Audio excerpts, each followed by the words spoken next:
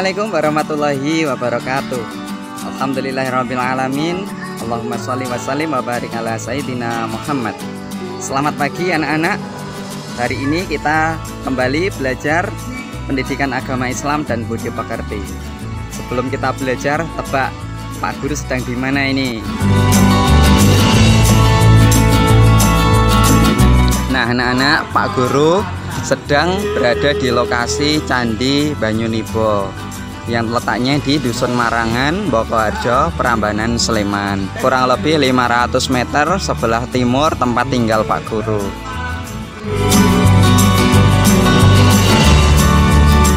Untuk mengawali pelajaran pada pagi hari ini, Pak Guru ingin berbagi satu tips bagaimana caranya kita mendapatkan pahala hanya dengan berjalan-jalan saja, yaitu dengan menetapkan niat. Niatkan jalan-jalan kita, yaitu diniatkan yang pertama untuk mensyukuri nikmat Allah Subhanahu wa Ta'ala yang telah diberikan pada kita, yaitu nikmat sehat. Yang kedua, kita niatkan juga untuk menyaksikan kebesaran Allah melalui apa-apa yang telah diciptakan di alam ini. Nah, kaidahnya adalah innamal a'malu binniyat. Sesungguhnya segala sesuatu itu tergantung niatnya. Kalau kita niatkan untuk beribadah, maka kita dapatnya pahala itu ya. Anak-anak, pagi hari ini kita akan belajar tentang akhlak Nabi Muhammad SAW terhadap sahabat. Nah, sahabat pada pelajaran kali ini adalah sahabat yang bernama Alqamah. Ya, tujuan kita belajar pada pagi hari ini adalah yang pertama, untuk mengetahui akhlak Nabi terhadap sahabat Alqamah. Yang kedua, untuk mengambil pelajaran yang kita dapatkan dari kisah Alqamah. Nah, siapa itu Alqamah dan pelajaran apa yang dapat kita ambil dari kisahnya? Mari kita simak animasi berikut ini. Kisah nyata jenazah sahabat Alqamah yang hendak dibakar Rasulullah karena durhaka kepada orang tua dan lebih mementingkan sang istri. Kisah nyata ini bersumber dari kitab Al-Kabair karya Syamsuddin Abdul Abdillah Al-Zahabi, cetakan Beirut Darun Nadwa halaman 46. Tonton video ini sampai selesai, semoga menginspirasi. Dahulu, Alqamah adalah seorang sahabat Nabi Muhammad SAW yang sangat taat. Ia tak pernah lalaikan sholat fardu ataupun sunnah. Amalan puasa dan sedekah pun tak pernah terlewatkan. Namun saat nazak di penghujung hayat, ia susah mengucapkan syahadat. Dikisahkan saat Alqamah sakit keras, istrinya mengirim utusan kepada Rasulullah SAW. Tujuannya memberi kabar bahwa suaminya sakit kritis dan sepertinya sedang menghadapi sakaratul maut. Begitu menerima kabar, Rasulullah SAW langsung mengutus Ammar, Bilal dan Shuaib untuk menjenguk Alqamah dan mengajarinya mengucapkan kalimat tauhid, La ilaha illallah, tiada Tuhan selain Allah. Namun lisannya sahabat Alqamah keluh, tak kuasa mengucapkan kalimat tauhid. Sepertinya ada sesuatu yang aneh dan janggal. Akhirnya mereka kembali memberitahukan hal itu kepada Rasulullah SAW. Beliau bertanya, apakah di antara kedua orang tuanya masih ada yang hidup? Disampaikan kepadanya, ada wahai Rasul, ibunya. Ia sudah sangat sepuh.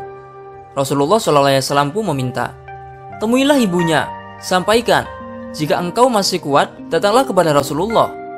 Jika tidak, diamlah di rumah dan Rasulullah yang akan menemuimu. Singkat cerita, utusan Rasulullah SAW pun bergegas menemuinya. Setiba di hadapan ibunda Alqamah, sang utusan menyampaikan pesan tadi. Biarlah aku sendiri yang menemui Nabi. Aku lebih berhak menemuinya, jawab ibunda Alqamah. Dengan bantuan tongkatnya, ibunda Alqamah pun berangkat menemui Nabi Muhammad SAW. Setibanya, ia mengucapkan salam dan dijawab oleh Nabi SAW. Kemudian baginda Nabi bertanya, wahai ibunda Alqamah, jujurlah kepadaku. Jika berbohong, wahyu Allah akan turun kepadaku. Bagaimana keadaan anakmu? Ia menjawab, wahai Rasul, anakku itu rajin sholat, rajin puasa, dan banyak sedekah. Lantas bagaimana keadaanmu kepadanya? Desak Rasulullah SAW. Aku tidak suka kepadanya karena ia lebih mementingkan istrinya dan durhaka kepada aku. Berarti murka sang ibunda yang membuat Alqamah terhalang mengucapkan syahadat, ungkap Rasulullah SAW. Kemudian baginda Nabi SAW berkata kepada Bilal, "Hai Bilal, kumpulkanlah kayu bakar sebanyak-banyaknya." "Untuk apa ya Rasul?" sela Ibunda Alqamah. "Aku akan membakar Alqamah." "Wahai Rasul, dia itu anakku. Hatiku tetap tak tega melihatmu membakar tubuhnya. Apalagi dilakukan di depan mataku sendiri," rajuk Ibunda Alqamah. "Wahai Ibunda Alqamah, azab Allah itu lebih berat dan lebih kekal. Jika kau ingin Allah mengampuninya, maka ridhoilah dia. Demi zat yang menggenggam jiwaku, sholat, puasa, dan sedekah Alqamah tidak ada manfaatnya selama engkau masih murka kepadanya," kata Rasulullah SAW panjang lebar. "Wahai Rasulullah, di hadapan Allah, para malaikatnya, dan seluruh kaum muslimin yang hadir, aku bersaksi bahwa aku meridhoi anakku Alqamah," ikrar sang ibunda. Kali ini Nabi SAW kembali memerintahkan Bilal. "Hai Bilal, pergilah dan lihatlah Alqamah. Apakah dia sudah bisa mengucapkan la ilaha illallah atau belum? Siapa tahu Ibunda Alqamah mengucapkan sesuatu yang tidak sesuai dengan isi hatinya karena malu kepadaku." Tak berpikir panjang, Bilal pun menuju rumah Alqamah. Dari luar rumah, dirinya mendengar Alqamah mengucap, "La ilaha illallah." Setelah itu, Bilal masuk ke dalam rumah dan menyampaikan, "Wahai semua yang hadir, sesungguhnya murka sang ibunda lah yang membuat lisan Alqamah terhalang mengucapkan syahadat. Setelah ibunya ridho, barulah lisan Alqamah ringan mengucapkannya." Pada hari itu juga, Alqamah mengembuskan napas terakhir. Tersiar kabar kematiannya. Rasulullah SAW pun hadir bertakziah. Beliau memerintahkan agar jenazahnya segera dimandikan dan dikafani. Usai dikafani bersama para sahabat, beliau mensolati jenazahnya. Pada saat pemakaman, baginda Nabi SAW berdiri di pinggir lubang kubur dan berpidato, "Wahai kaum Muhajirin dan Ansor, siapa saja yang mementingkan istrinya daripada ibunya, maka laknat Allah, para malaikat, dan seluruh manusia adalah untuknya.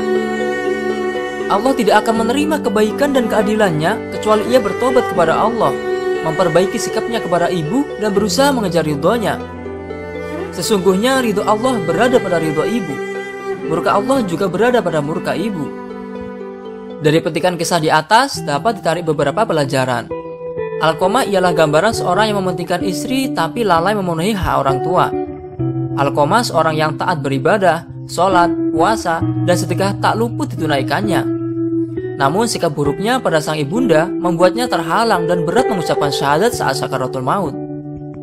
Tidak ada manfaatnya amal sholat, puasa, sedekah, dan amal baik seseorang jika ia durhaka dan suka melukai hati orang tua, kecuali ia bertobat dan perbaiki sikap.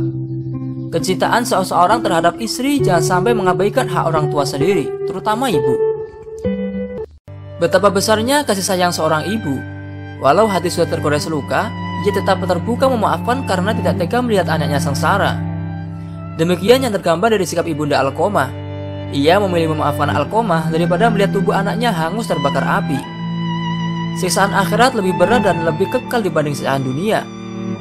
Siksaan api dunia tak seberapa dibanding siksa api neraka di akhirat. Demikian tutur pesan Rasulullah SAW. Wallahu a'lamu bishwabi wal muradi. Nah, itulah kisah sahabat Alqamah yang durhaka kepada orang tua. Semoga kisah ini bisa menginspirasi dan menuntun kita semua agar selalu birrul walidain, berbakti kepada orang tua kita. Ingat, ridho Allah berada di ridho orang tua. Murka Allah ada pada murka orang tua.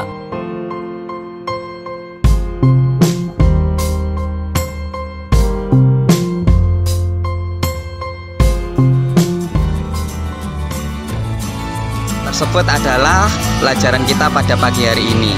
Setelah menyimak video tentang sahabat Alqamah tadi, tugas kita bersama adalah mari silakan buat kesimpulan pelajaran apa yang dapat kita petik dari kisah Alqamah. Silahkan bisa ditulis di buku tulis ataupun dikirimkan dalam bentuk voice note ataupun dalam bentuk lain sesuai kenyamanan anak-anak semuanya. Semoga kisah Alqamah tadi dapat menambahkan iman kita dan dapat menjadikan kita lebih bersyukur kepada orang tua yang masih kita miliki sampai saat ini. Sekian, sampai jumpa di pelajaran selanjutnya. Wallahul muwaffiq ila aqwamit thoriq. Wassalamualaikum warahmatullahi wabarakatuh.